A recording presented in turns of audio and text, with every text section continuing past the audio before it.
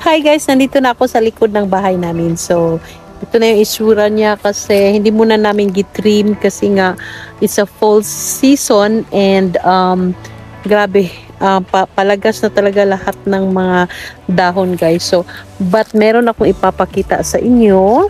Meron kaming persimmon dito, mga mansanas, tsaka sa grapes. At grapes guys, ito na yun siya. Kaso lang, na-harvest na namin kasi you know na, taglagas na at ngayon ay matutulog na sila. Ito naman yung apple. So, na-harvest na rin namin yung apple guys. So, hindi ko na ipakita sa inyo ang bunga. It's because of, you know naman, I'm working and I'm so busy. Okay, so, but meron ako ipapakita sa inyo pa. So, kukunin ko na ito lahat. So, meron kaming persimmon. So, sobrang yellow na niya guys. So, ito na. Ready na ba kayo? So, isang straight lang talaga siya na sanga. Yun lang ang nagbunga. Hindi ko alam kung bakit. So, ready na kayo? Ito na guys. Saray! Yan, tingnan nyo. Straight lang siya. Yan. So, kukunin natin ito isa-isa guys. At ipamimigay natin ito. Papremyo. Papremyo. Mamuwak ta guys. Hirapan ako. Saglit. So, ito na. Ay, hirap. Kailangan may backup.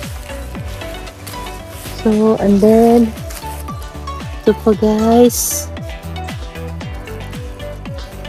Ang hirap. Kailangan may kanang gahin.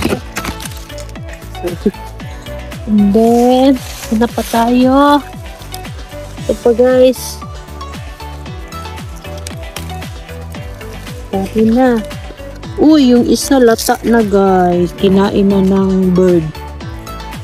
Tapos meron pa. Meron pa. Yun. So yung iba hilaw pa. Kaya hindi muna natin pitasin. Okay, so ito yung nakuha ko lahat guys. Wait lang ha. Yung iba kinuha na ng husband ko. So guys, ito na yung kuha ko lahat. Yan. Ang dami pa doon. Kaso lang, wala akong lagayan. Kaya, punta na tayo sa loob ng bahay namin kasi sobrang lamig. Sobrang lamig. Oh my God. So, ayan. Ang sarap nito. You know, kung sa mga curious about the taste of this persimmon, ang taste niya guys is parang mangga na hinog na balbangaan na kapayas. So yan ang taste niya. So pauwi na tayo. Grabe ang init.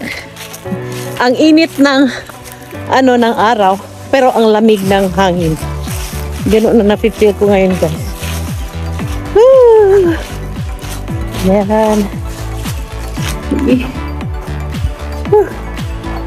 So, grabe. Ang lupa namin guys, malaki ito. Kaso lang malit ng bahay namin. Hindi naman kami mayapan. At least may bahay.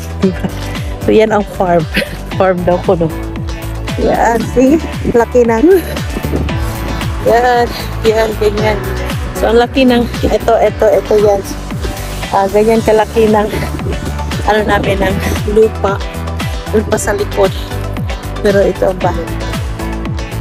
Simple lang bahay namin guys. Nakailangan ko kay Dora Picabo.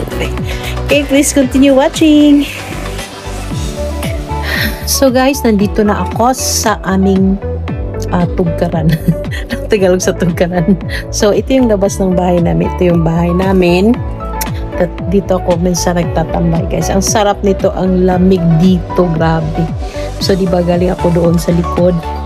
So ngayon madilim na. So ngayon lang ako nakabalik kasi nga na-overwhelmed ako sa hindi nala ko na fruits na persimmon. So kinain ko guys. So paglabas ko gabi na. So thank you so much for watching this video. So see ya on my next episode. Dito lang po sa Reynolds Sanderson Journey. Have a good day. Bye-bye. God bless.